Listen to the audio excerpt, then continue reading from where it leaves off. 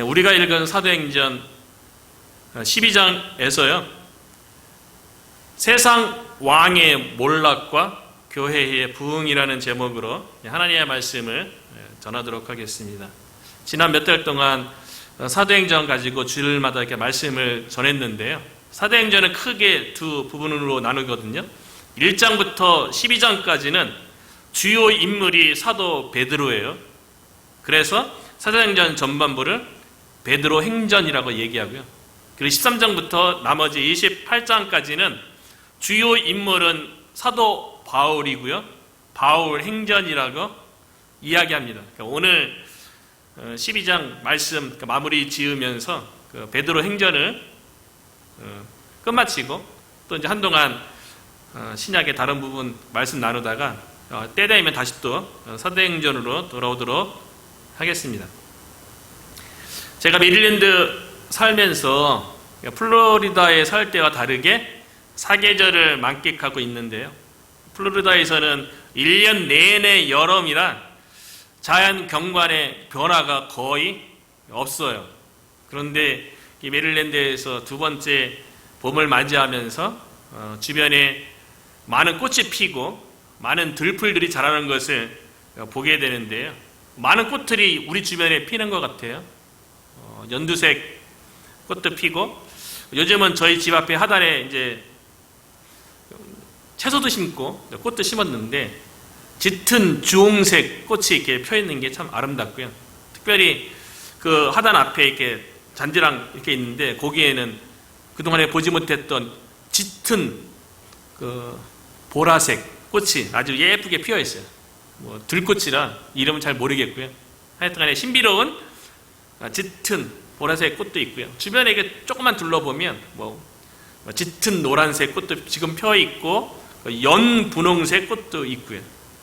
그리고 나무들은 지금 아주 푸르게 아주 짙은 녹음 가운데 아주 아름답게 우리 주변을 둘러싸고 있고, 들풀도 아주 우리 주변에 잘 자라고 있는 것을 볼 수가 있는데요, 들에 핀 들꽃, 들풀에 대해서 또 때가 되면, 여름이 지나고 또 가을이 되면 그 꽃들이 다 시들죠. 그 풀도 있던 곳에서 다 사라지는 것을 우리가 보게 되는데요, 그래서 선지자 이사야서 40장 8절에 뭐라고 얘기했냐면, 풀은 마르고 꽃은 시드나 우리 하나님의 말씀은 영영이 서리라 하라.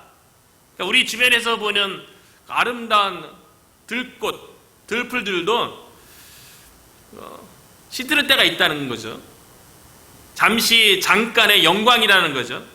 그런데 반면에 하나님의 말씀만은 영원하다는 거예요. 그러니까 그렇게 말씀하는 거는 세상에서 이루어지는 모든 것들이 들의 풀과 들의 꽃과 같다는 거예요. 우리가 주변에서 보는 것처럼 얼마나 화려하고 얼마나 신비하고 예쁩니까? 그런데 세상 가운데 있는 모든 화려함들은, 세상 가운데 있는 모든 영광들은 잠깐 있고 영원하지 않다는 거죠. 하나님의 말씀, 하나님의 속한 것만, 하나님의 관련된 것만 영원한 것이라는 것을 성경은 우리에게 말하고 있는데요, 세상의 화려함은 영원할 것 같지만 결국에는 멸망할 수밖에 없다는 거예요. 그래서 오늘 본문 1절에 보면 그때에로 시작되고 있는데요, 세계의 흉년 가운데 예루살렘 교회가 큰 어려움을 겪게 되었어요. 그런데 그 당시 그 세계의 3대 도시 중에 하나였던 안디옥 교회는 무역 도시로 물질적으로 풍족해서, 또 하나님께서 또 은혜를 주셔서 복음이 왕성하게 전해지고 안디옥 교회가 든든하게 세워지는 가운데, 안디옥 교회 성도들이 부조금을 모아서 예루살렘 교회에 바나바, 사울을 그 부조금 가지고 보냈던 그때이죠. 그러니까 예루살렘 교회는 하나님의 말씀에 의해서 견고하게 세워지고 있는 반면에, 예루살렘 교회는 경제적인 어려움으로 고통당하고 있는 그때에 흉년으로 인해서 물질적인 경제적인 어려움에 고통을 당하고 있을 그때에, 그래서 안디옥 교회에 재정적인 도움을 받아야만 하는 그런 어려움에 처한 그런 예루살렘 교회 그런 상황 가운데 예루살렘 교회의 핍박과 고통이 그 정도만 있었던 게 아니고요. 그 당시에 다스리던 헤롯 왕에 의해서 생명의 위협까지 받게 된 거예요. 그래서 1절과 2절에 보면 그때에는 바나바와 사울이 부죽음 가지고 왔던 그때에 헤롯 왕이 손을 들어 교회 중에서 몇 사람을 해하려 하여 요한의 형제 야고보를 칼로 죽이니, 헤롯 왕이요, 요한의 형제, 그러니까 사도 야고보죠. 이거 뒷부분에도 보면 야고보가 나오는데 뒷부분에 나오는 야고보는 사도 야고보가 아니라 주의 형제, 예수님이 또 다른 형제죠. 그 야고보를 얘기하는 거고요.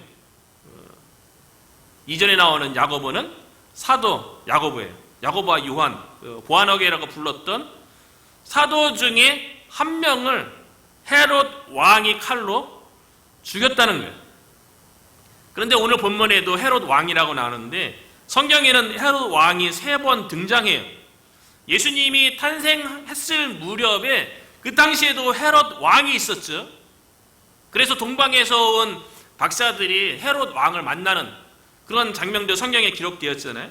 예수님 탄생 당시에 있었던 헤롯 왕은 헤롯 대왕이고요. 그리고 나중에 그 베들레헴에서 유대인의 왕이 났다는 그 소식으로 인해서 베들레헴의 2살 아래의 아기들은 다 죽게 했던, 그로 인해서 요셉과 마리아가 아기 예수님과 더불어 이집트에 피신했다가 헤롯 대왕이 죽은 다음에 다시 유대 지역으로 요셉과 마리아가 돌아오게 되죠. 그는 헤롯 대왕이고요. 그 다음에 또 헤롯 왕이 또 기록되는데 그 헤롯 왕은 헤롯 대왕의 아들로 헤롯 안디바예요. 성경은 헤롯 안디바라고 나오는데 그 안디바는 성경의 유명한 이야기는 자신의 부적절한 행위에 대해서 지적했던 세례 요한에 대해서 처형시켰던 그 헤롯 왕이 안디바고요. 그리고 오늘 본문에 등장하는 헤롯 왕은 헤롯 대왕의 3번째 손주죠. 3번째 헤롯 대왕은 헤롯 대왕의 손주예요. 그리고 정식 헤롯 왕의 이름은 헤롯 아그리파 1세예요. 근데 이 헤롯 왕인 아그리파가 1세가 왜 유대인들을 위해서 교회의 여러 형제들 중에 한 명, 야고보를 처형을 했냐면요. 헤롯 대왕 때부터, 헤롯도 마찬가지고요. 헤롯 안디바도 마찬가지고 오늘 본문에 등장하는 헤롯 아그리파 1세도 마찬가지인데 그들은 로마 통치 가운데 로마의 황제에 의해서 한 지역을 다스리는 분봉왕으로 책정된 거거든요. 그러니까 분봉왕이에요. 왕은 백성을 다스려야 되는데 이 헤롯 대왕 때부터 헤롯 왕가가 다스렸던 사람들은 백성은 누구냐면 유대인들이에요. 그런데 헤롯 대왕부터 시작해서 헤롯 왕가는 유대인이 아닙니다. 에돔 지파 소속이에요. 그러니까 유대인이 아닌데 유대인을 다스리는 거예요. 로마 제국의 황제에게 로비를 해서 왕권을 쟁취한 집안이에요. 그렇기 때문에 헤롯 대왕 그리고 또 헤롯 안디바도 그렇고 다 유대인들의 인정을 받기 위해서 헤롯 대왕은 유대인들을 위해서 성전을 46년 동안 크게 지어준 거죠. 그 왕으로서 다스리려면 왕을 따라야죠. 그러니까 백성의 지지를 받기 위해서 뭐 성전도 지어주기도 하고, 그리고 예수님 당시에 헤롯 안디바는 유대인들이 또 갑자기 변해서 예수님을 십자가에 죽으라고 종교 지도자부터 그렇게 요구하니까 그들의 마음을 환심을 얻기 위해서 또 헤롯 왕도 그렇고 본디오 빌라도도 다 통치자들이니까 백성의 마음을 얻기 위해서 십자가에 달게 했던 거죠. 헤롯 아그리파도 마찬가지예요. 유대인들이 무엇을 좋아하는지 그들의 지지를 얻기 위해서 유대인들이 싫어하는 예수를 믿는 그리스도인들을 핍박하고, 유대인들이 그리스도인들을 되게 싫어하니까 그 교회의 지도자급에 있는 사도 야고보를 잡아다가 죽였던 거죠. 그런데 그 일을 하니까 유대인들이 더욱 기뻐하는 거예요. 그래서 3절에 보면 유대인들이 이 일을 기뻐하는 것을 보고, 유대인들이 왜 기뻐했을까요? 같은 유대인이잖아요. 사도 야고보가 유대인들을 위해서 잘못한 거 뭐 있습니까? 유대인들에게 사도 야고보가 해끼친 게 뭐 있겠어요? 그러니까 사도 야고보가 죽임 당한 것으로 인해서 유대인들이 기뻐할 이유가 하나도 없어요. 근데 왜 유대인들이 기뻐했습니까?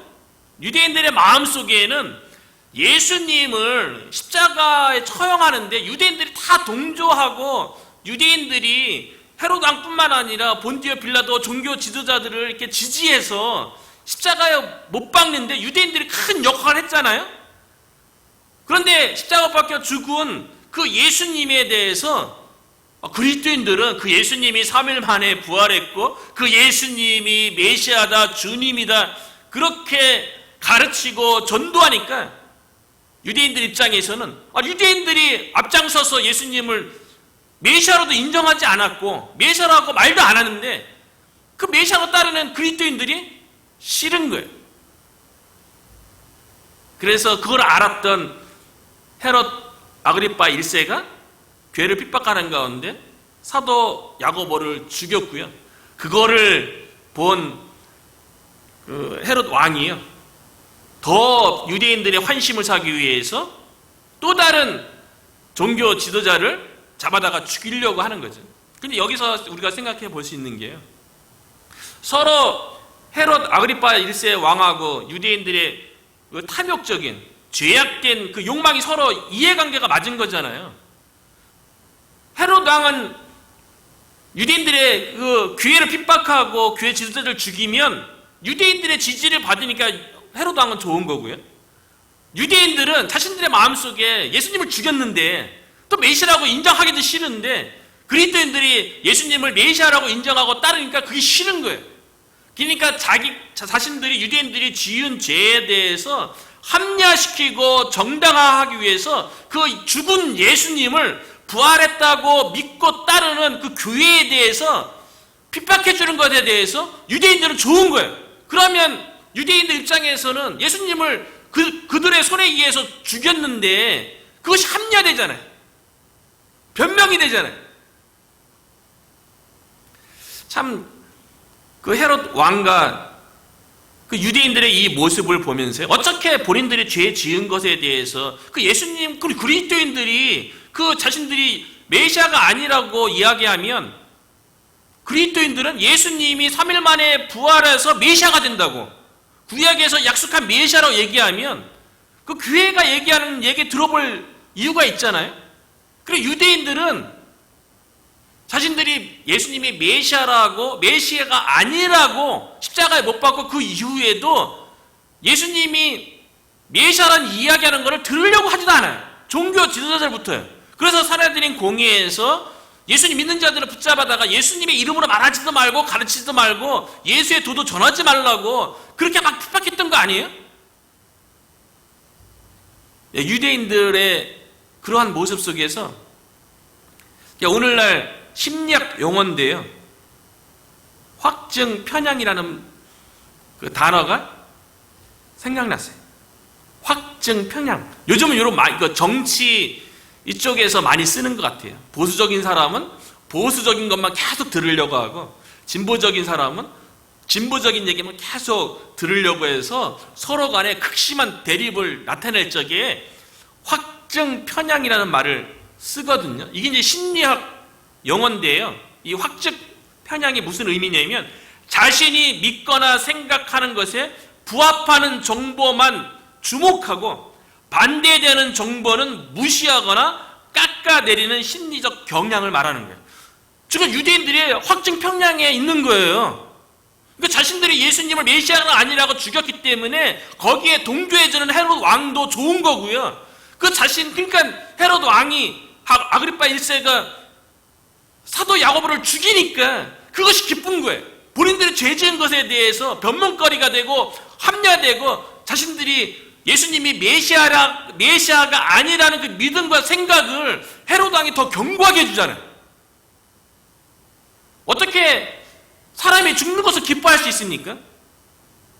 그것도 하나님을 믿는 백성이요? 학증평양에 빠져 있는 거예요. 내가 받아들이고 싶은 정보만 받아들이는 거예요. 그거로 인해서 자기의 생각을, 자기의 믿음을 더욱더 견고하게 하고 있는 거죠. 유대인들이요. 그러니까 오늘날에도 유대인들이 전도하기 참 쉽지 않은 거예요. 예수님을 메시아가 아니라고 지금 2000년이 넘었는데도 거기에 부합한 정보만 받아들이는 거예요. 예수님이 메시아라고 얘기하는 성경 말씀 신약이라든가 오늘날 개신교에서 이야기하는 모든 것들에 대해서는 받아들이지 않는, 근데 이런 경향은요, 확증 편향에 대한 거는 교회 안에 될 수 있고 세상 불신자들도 마찬가지죠. 그 심리적인 상황이기 때문에 세상에 있는 불신자들은요, 하나님 안 믿어도 되고 그런 건 영적인 거 세계도 없고 내가 세상에서 물질을 더 얻고 더 성공하고 내가 원하는 대로 내가 편한 대로 사는 것이 최고의 가치라고 그렇게 믿고 그렇게 생각하면 거기에 관련된 것만 계속 받아들이겠죠. 거기에 반대되는 것들은 다 내치는 거예요. 그것만 받아들이는 세상 사람들은요. 그러니까 세상 사람들에게, 불신자들에게 예수 그리스도의 복음을 증거한다는 것은 사실 심리적인 이런 상황 가운데서는 어려운 거죠. 예수 안 믿는 사람은 자기 안 믿는 것에 대해서 더욱더 확신하는 쪽으로 계속 갈 거 아니에요. 그렇기 때문에 예수 그리스도의 복음을 증거하고 한 영혼이 구원받는 거는요, 세상의 논리로, 세상의 이치로 되어지는 게 아니라요, 정말 성령의 권능에 의해서 성령님께서 한 영혼 한 영혼을 그 마음을 터치할 때 그 마음이 열려서 복음을 받아들이고 구원받을 수 있는 거죠. 사람들은 다 확증평양 같은 그 심리적인 상황 가운데 있기 때문에 참 쉽지 않다는 거예요. 확증평양 이런 것들을 우리 주변에서도요, 보면은 거짓말하는 사람은요, 더 거짓말하게 돼요. 왜 그랬습니까? 자기 자신이 거짓말한 것에 대해서 어떻게든 합리화시키고 변명하고 싶어 하니까요. 그리고 자기가 거짓말했다는 것에 대해서 잘못된 논리를 가지고 계속 거기에 관련된 것만 정보를 취합하고 자기가 거짓말했다는 것에 대해서 이야기하는 것들은 다 배제하니까 그 거짓말하는 사람은 더 거짓말하게 되게 심리적으로. 예수 안 믿는 사람은 똑같이 적용해보면 더 안 믿는 쪽으로 갈 확률이 큰 거고요. 죄 짓는 사람은 복음에 대해서 들어볼 수도 있잖아요. 그런데 왜 복음에 대해서 안 들으려고 하겠어요? 자신들의 삶이 죄 가운데 있기 때문에 그것이 드러나는 게 싫죠. 싫으니까 더욱더 복음에 대해서 배척하고 죄 짓는 것에 대해서 그거는 인간의 본능이고 어쩔 수 없는 거라고. 세상은 자꾸만 그렇게 사단의 유혹 가운데 그렇게 계속 유혹하는 그런 시대에 살고 있는 거죠.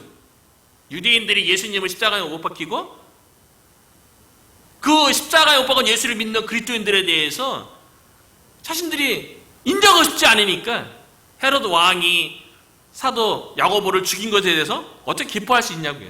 다 기뻐하니까요. 그거를 보고 또 정치적인 기반이 필요한 헤로드 왕은요, 또 다른 교회의 지도자인, 최고 대표 지도자인 사도 베드로를 잡아오는 거예요. 헤로드 왕이나 유대인이나 그 죄를 더 이렇게 그 죄 짓는 것에 대해서 그걸 더 합리화시키기 위해서 참 이해관계가 이렇게 죄악된 그 탐욕의 이 이해관계가 서로 맞은 거죠. 그래서 헤롯 왕이 사도 베드로를 잡아왔는데요. 사도행전에 보면 이번이 베드로가 세 번째 잡혀온 거예요. 첫 번째, 두 번째 잡혀왔을 때는 백성들이 또 예수님 믿는 백성들이 또 반대하고 그러니까 또 왕이니까 통치하는 자들은 꼭 이렇게 백성에게 눈치 살피잖아요. 그러니까 이제 두 번은 놓아졌는데요. 요번에는 사도 야고보가 죽은 걸 보고 유대인들이 크게 기뻐하는 것을 보고 사도 베드로를 잡아와서 어떻게 하냐면요, 감옥에 가두는데 그냥 가둔 것이 아니라 손발에 쇠사슬을 채워서 감옥 가운데 가두고요, 그렇게 한 것뿐만 아니라 군인들을 4명씩 4패를 만들어서 감옥에 투옥된 사도 베드로를 감시하게 하는 거예요. 그런데요, 유대인도 그렇고 헬라인들도 그렇고, 아니 사도 야고보를 죽이는 거로 인해서 유대인들이 크게 기뻐하면, 사도 베드로도 잡아왔으면 그날에 그냥 죽이면 유대인들은 더 열광하고 헤롯 왕을 더 적극적으로 지지하지 않겠어요? 그런데 그렇게 하지 못한 이유가 있는데, 그 이유가 뭐냐면 그 시기가 무교절이었던 거예요. 원래 신약에 오면 유월절하고 무교절이 같이 상호 호환적으로 사용을 해요. 원래는 이집트에서 어린 양의 피를 자원문설주와 임방에 발려서 구원받은 것을 기념해서 유월절을 지키고요. 그 다음 일주일은 무교절을 지키는데 누룩 없는 빵을 먹어서 하나님의 구원받은 하나님의 백성으로서 죄악의 정결한 삶을 살아야 된다는 것을 상징으로서 무교병을 먹는 거예요. 그런데 사도 베드로가 잡혀온 그날이 마침 유대인의 절기예요. 무교절을 지킨 유대 백성들이요, 하나님 앞에 죄악에 대해서 정결하게 살아야 된다는 그 절기 가운데 있는 거예요. 그런데 사도 야고보가 죽은 것에 대해서 기뻐하는, 죄를 기뻐하는 헤롯 왕도 그렇고 유대인들도 그렇고 이율 배반적이죠. 그래서 3절에 보면 유대인들이 이 일을 기뻐하는 것을 보고 베드로도 잡으려 할새 때는 무교절 기간이라 잡음에 옥에 가두어 군인 4씩인 4패에 맡겨 지키고 6월절 후에 백성 앞에 끌어내고자 하더라. 앞에는 무교절, 뒤에는 6월절. 그냥 무교절, 6월절 같이 혼용적으로 쓴 거예요. 그러니까 6월절이 지나면 잡아오자마자 사도 야고보처럼 죽이고 싶었지만, 그러니까 얼마나 이율 배반적입니까? 유대인들도 그렇고 헤롯 왕도 유대인들을 다스리는 왕으로서 말씀에 대해서는 어떻게 6월절을 지키려고 그래요? 죄악에 대해서 정결함을 살아야 된다는 그 절기도 지키려고 하지만 사도 베드로를 죽이려고 잡아왔잖아요. 그 6월절이 지나면 사형시킬 거예요. 참 위선적이고 이중적인, 유대인들도 그렇고 헤롯도 그런 모습을 보이고 있는 거죠. 사도 베드로가 감옥에 갇혔어요. 그 4명씩 4표로 감옥에 갇힌 사도 베드로를 지키고 있어요. 요번에 베드로가 3번째 잡혀들었고 또 야고보가 죽은 이후였기 때문에 사도 베드로는 곧 6월절 절기가 지나면 순교당하는 거예요. 처형당하는 거예요. 며칠 안 남았죠. 그런데 감옥에 갇힌 사도 베드로의 모습을 볼 필요가 있어요. 생명을 위협하는 그런 핍박 속에 실질적으로 사도 베드로는 군인에 잡혀서 감옥에 갇혀있고 감시받는 그 상황 속에 교회는 무엇을 하고 사도 베드로는 무엇을 했냐는 거죠. 베드로가 감옥에 갇히니까요, 교회는 사도 베드로를 위해서 간절히 하나님께 기도했어요. 5절에 보니까 이에 베드로는 옥에 갇혔고 교회는 그를 위하여 간절히 하나님께 기도하더라. 교회의 역할이죠. 교회에 핍박이 주어지고 고난이 주어지면 그 가운데 기도하는 거죠. 근데 사실 이렇게 우리의 삶 가운데도 보면 교회 가운데 신앙생활하는 여러 성도들을 이렇게 만나게 되면 개인의 삶 가운데 핍박이 주어지거나 고난이 주어지면 사실은 신앙에 대해서 회의를 갖게 되잖아요. 우리들도 믿음이 약하면 핍박이 있고 고난이 있고 힘든 일이 있으면 하나님에 대해서 의심하게 되고, 하나님이 저를 사랑하는 거 맞아요? 하나님께서 저를 지키시고 보호하는 거 맞아요? 하나님 앞에 기도하는데 하나님 왜 기도응답 안 해줘요? 그렇게 말하기 쉽잖아요. 그런데 초대교회는 도대체 어떤 성도였길래 야고보는 처형당해서 죽었고요. 그 교회의 대표 지도자인 어쩌면 예루살렘 교회의 담임 목사님이죠. 담임 목사를 잡아다가 감옥에 가뒀는데 교회가 흐트러지는 모습이 하나도 없어요. 초대교회 성도들이 힘들어했다는 기록이 하나도 없어요. 오히려 핍박과 고통 속에 교회가 한 일은 무엇이냐면 간절히 하나님께 기도했다는 거예요. 그러니까 초대교회의 이 성도들이요, 오순절 성령 강림 사건을 통해서 성령의 임재를 경험하고 하나님을 인격적으로 만났기 때문에 어떤 핍박과 고난이 있다 할지라도 하나님에 대해서 부인이 안 되는 거죠. 하나님을 만났는데 어떻게 핍박과 고난이 있다고 하나님을 부인할 수 있겠어요? 어떻게 핍박과 고난 가운데 하나님을 떠나는 일이 있을 수 있냐는 거죠. 오늘도 마찬가지 아닙니까? 우리들도 신앙생활 가운데 힘들고 어려워도 믿음으로 살아가려고 하는 이유는 살아계신 하나님을 인격적으로 만났는데 그분의 확실한 부르심을 받는데 어떻게 좀 힘들고 어렵다고 해서 하나님을 떠나거나 하나님을 외면할 수 있냐는 거예요. 초대교회 성도들은요, 베드로가 감옥에 갇혔을 때 베드로를 위해서 간절히 하나님께 기도했어요. 그러면 사도 베드로는 감옥 안에서 뭐 했을까요? 조금 있으면 헤롯 왕에 의해서 처형당할 텐데 두려워하고 불안했을까요? 전혀 그렇지 않았죠.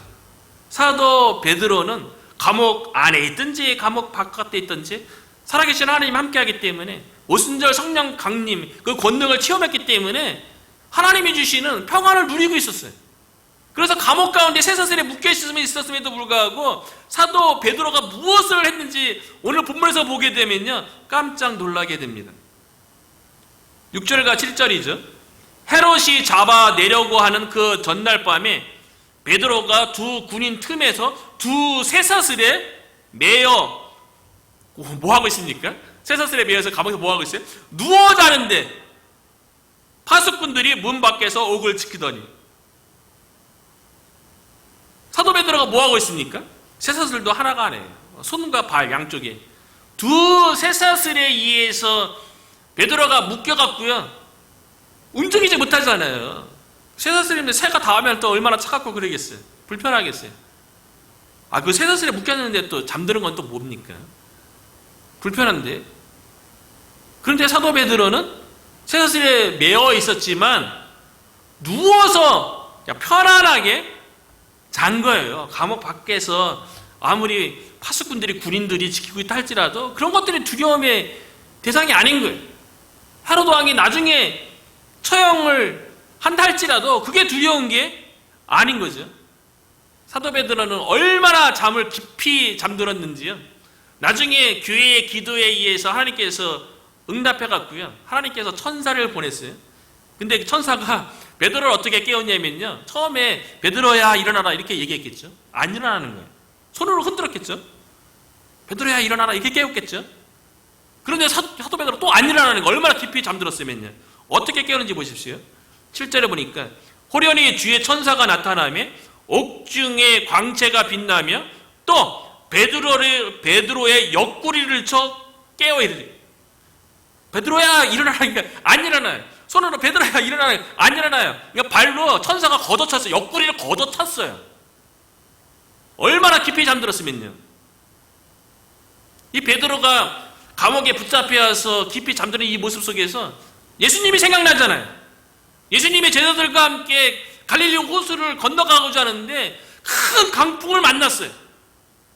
그래서 배가 바닷물에 의해서 침몰할 그 상황 가운데 예수님은 무엇을 했습니까? 배 고물에서 성경에 보면 베개 벗고 주무시고 있었어요. 예수님은 알았던 거죠. 자연 만물을 누가 다스리십니까? 하나님께서 다스리시죠. 그리고 예수님 자신이 하나님의 아들 아닙니까? 그러니까 큰 강풍 가운데 예수님은 흔들리지 않은 거예요. 그러니까 고물에서 성경에는 베개 메고 주무셨대요. 베개도 준비하셨어요. 편하게 주무시려고요. 그런데 반면에 예수님이 누군지도 잘 모르는 제자들은, 아유 예수님 지금 뭐하고 계세요? 지금 우리가 강풍으로 인해서 죽어가는 이 상황 보고 있지 않습니까? 예수님 뭐하고 계세요? 막 호들갑을 떨고 막 그랬죠. 그런데 나중에 예수님께서 바다를 꾸짖으시면서 잠잠게 하셨잖아요. 예수님은 광풍이 두려운 게 아니에요. 광풍이 예수님의 평안을 앗아가는 게 아니에요.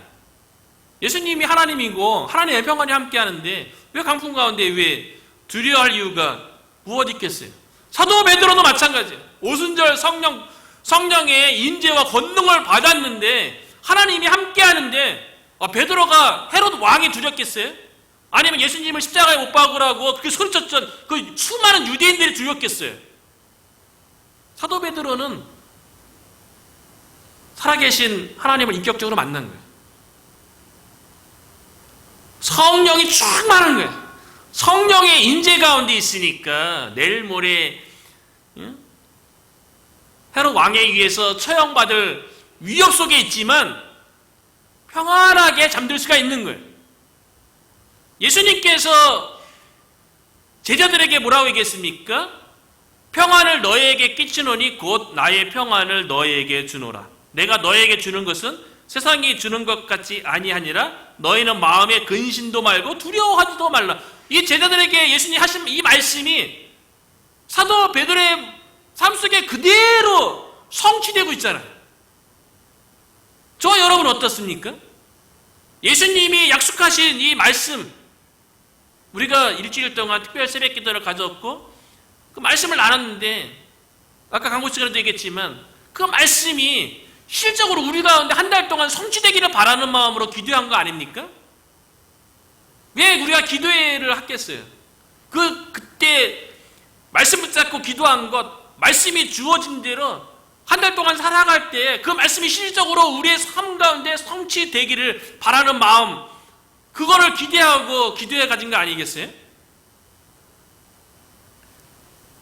사도 베드로는요, 성령 충만한 거예요.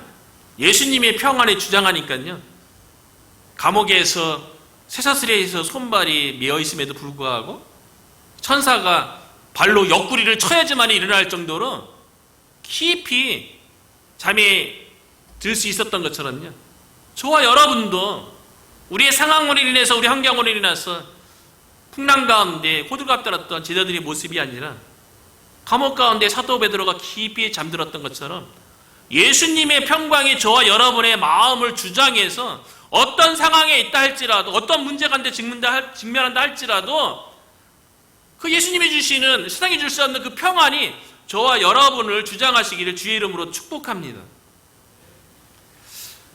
교회가 감옥에 붙잡혀간 사도 베드로를 위해서 간절히 기도하니까 하나님께서 응답하셨어요. 천사를 감옥에 직접 보내서요, 사도 베드로를 묶고 있었던 쇠 사슬이 끊어지고요, 그리고 천사를 따라서 천사가 이렇게 다 4명씩 4겹으로 이렇게 지키던 파수꾼의 눈도 가리고, 그래서 천사를 따라서 감옥에서 나오게 되죠.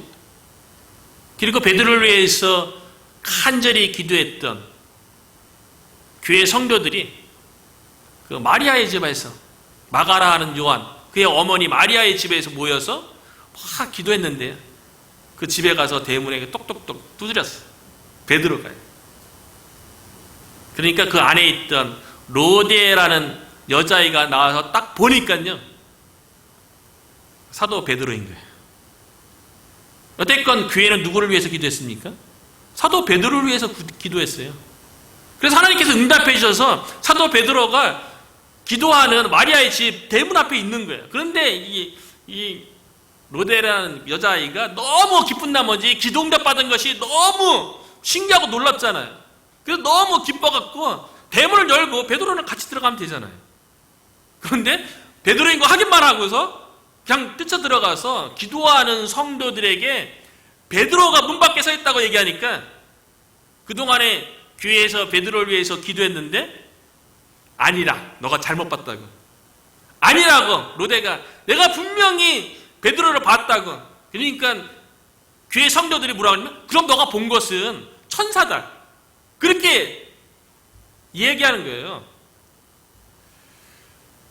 저는 개인적으로 그 교회가 베드로를 위해서 기도했을 적에 기도했다 그랬지, 간절히 하나님께 기도했다 그랬지, 어떻게 응답해달라고 기도는 안 했잖아요. 근데 마리아의 집에서 모여서 기도했던 성도들은 베드로가 어떻게 되기를 바라고 기도했을까요? 저 개인적인, 근데 어떻게 구체적인 12장에 기록은 안 되어 있기 때문에 교회 성도들이 어떻게 기도했는지는 모르죠. 어떤 구체적인 내용으로 기도했는지 모르죠. 아마 교회 성도들이 사도 베드로가 쇠사슬에 묶여 들어가는 그 모습 봤겠죠. 군인들에 의해서 군인들 지키는 모습도 봤겠죠. 아마 그렇기 때문에 사도 베드로의 안전과 건강 이런 것을 기도했을까요? 아마 그 정도. 그러니까 교회가 사도 베드로가 구원받아서 대문 앞에 온 것에 대해서 기도 열심히 기도해놓고 인정하지 못했던 거는 아마도 교회의 성도들이 기대한 것을 뛰어넘는 응답이었기 때문에 그와 같이 천사 위에서 쇠사슬이 풀려지고 군인들이 눈이 다 가려져서 천사와 함께 어느 정도 오다가 나중에 천사를 떠나니까요. 사도 베드로가 기도했던 마리아의 집 앞에 올 거라고까지는 생각 못했던 거죠. 마찬가지로요. 우리가 하나님 앞에 기도할 때요. 우리 수준에서 응답되는 게 아니에요. 우리의 수준을 뛰어넘고 우리가 알지 못하는 방법으로 하나님께서 응답하시는 줄로 믿습니다. 이것을 믿어야 돼요. 초대교회 성도들은 그렇게 성령 충만하고 하나님의 인재를 경험했음에도 불구하고 하나님 앞에 간절히 기도했는데 하나님께서 기적적으로 사도 베드로를 건강하고 살아있는 모습으로 마리아의 집 대문 앞까지 인도할 거라고 거기까지는 기대 못했던 것 같아요. 그러니까 로데가 사도 베드로가 왔다고 얘기하니까 그렇게 간절히 기도해놓고도 너가 잘못 본 거야. 너가 환상을 보거나 만약에 그것이 베드로라면 베드로의 천사일 거야. 그렇게 이야기했다는 거죠. 우리가 기도 특별 새벽 기도를 통해서 지난주 일주일 동안 열심히 기도했는데요. 우리의 생각을 다 내려놓을 필요가 있어요. 하나님께서는 우리의 생각을 뛰어넘고요. 우리의 경험을 뛰어넘고요. 우리가 기도한 것보다 더 놀라운 방법으로 우리의 개인적인 삶 가운데 우리 웨이턴 성도 교회 가운데 응답할 줄로 믿습니다. 근데 사도행전 12장의 말씀이 되게 오묘한 게요. 헤롯 왕이 사도 야고보 죽인 이야기를 시작해서 그 중간에는 사도 베드로를 죽이려고 감옥에 가두었는데 사도 베드로가 구출되는 이야기가 기록되어 있고요. 그 다음에 다시 헤롯 왕의 이야기가 기록되어져 있는데요. 헤롯 왕이에요. 아그리파 1세예요. 세상에 최고의 권세를 가지고 부귀 영화를 누리는 그 자기 마음대로 사도 야고보도 처형할 수 있는 그런 권세가 있는 헤롯 왕이지만요. 세상에 그와 같은 권세, 세상에 그와 같은 화려함, 세상에 그렇게 나타나는 성공과 능력 같은 것들은요. 반드시 종말에는 하나님의 심판이 있다는 거예요. 우리가 특별 새벽 기도의 기간에 시편 73편 말씀을 통해서 악인의 형통과 의인의 고통에 대해서 나눴잖아요. 악인의 형통은 다 잘 되는 것 같아요. 죽을 때도 건강하게 죽고 어떤 일을 하며 기대한 것보다 더 많이 수입을 얻고 막 그런 거예요. 그런데 그 종말은 뭐라고 했어요? 성경에는 하나님께서 멸망이라고 했어요. 영원한 것이 아니죠. 세상 왕의 권세도요. 그 화려함도 영원한 게 아니에요. 영원한 것은 하나님께 속한 것, 하나님께 기도하고 하나님을 의지하고 바라보고 이런 것들만 영원한 거예요. 그래서 세상 왕인 헤롯 왕의 이야기 중간에 사도 베드로의 구원 이야기를 집어넣은 것은요. 무엇이 영원한 건지를 보여주는 거예요. 영원할 것 같은 세상 왕 헤롯 왕의 결말이 어떻게 됩니까? 그 헤롯 왕은요. 너무 잔인해요. 사도 베드로가 탈옥했다는 이야기 듣고요. 그 지키게 하는 그 파수꾼을 4명씩 내패를 했잖아요. 그들을 신문에서 다 죽여버리라고 해요. 헤롯 왕이요. 그리고 두로와 시온에 가서 또 단상에 서서 연설하는데요. 그렇게 잔인한 왕에 대해서 유대인들이 어떻게 생각하냐면요. 사람이 아니라 신의 소리라고 막 헤롯 왕에 대해서 막 신으로 막 유대인들이 추앙하는 거예요. 이게 세상 사람들의 모습이죠. 세상 살아가는 사람들의 모습이기도 하고요. 그랬던 헤롯 왕의 그 권세, 신으로까지 추앙받았던 헤롯 왕의 말년이 어떻게 되냐면요. 세상의 모든 것들은 하나님의 심판 가운데 있는 거예요. 그래서 23절에 보면 헤롯이 영광을 하나님께로 돌리지 아니하므로 주의 사자가 곧 친히 벌레에게 먹혀 죽으니라. 헤롯 왕의 권세, 왕의 부귀 영화, 화려함, 영원할 것 같았는데 그 결말은요. 하나님의 심판으로 벌레가 먹어서 죽는 거예요. 헤롯 왕의 그 화려함만 이와 같은 심판 받을까요? 세상에 있는 모든 것들이 이와 같은 거예요. 하나님 심판 가운데 있는 거예요. 세상의 가치관도 그렇고요. 세상의 생각도 결국 다 하나님의 심판 가운데 있는 거예요. 영원한 것이 아닙니다. 반면에 하나님의 말씀만이 영원한 줄로 믿어요. 그래서 24절에 보니까요. 하나님의 말씀은 흥왕하여 더하더라. 교회가 핍박 가운데 있잖아요. 교회가 생명의 유혹 가운데 있잖아요. 그런 상황과 상관없이 하나님의 말씀은 흥왕해서 더해진다는 거예요. 핍박과 고난 가운데 하나님의 말씀이 쇠화해지는 게 아니라 오히려 흥해진다는 거죠. 어쩌면 핍박과 고난 가운데 하나님의 말씀이 더 진실하게 드러나는 거죠. 우리의 믿음도 핍박과 고난 가운데 진짜 믿음인지 가짜 믿음인지 드러나는 것처럼요. 그래서 하나님의 말씀이 흥황해서요. 하나님의 말씀으로 수많은 영혼들이 구원받고요. 교회가 부흥하고 견고해져 갔다는 거예요. 그래서 흥황이라는 이 단어를 영어 성경에 보니까요. grow and multiply. 하나님의 말씀이 자라고 증가됐다는 거죠. 하나님의 말씀으로 인해서 교회가 성장하고 제자의 수가 증가한 거죠.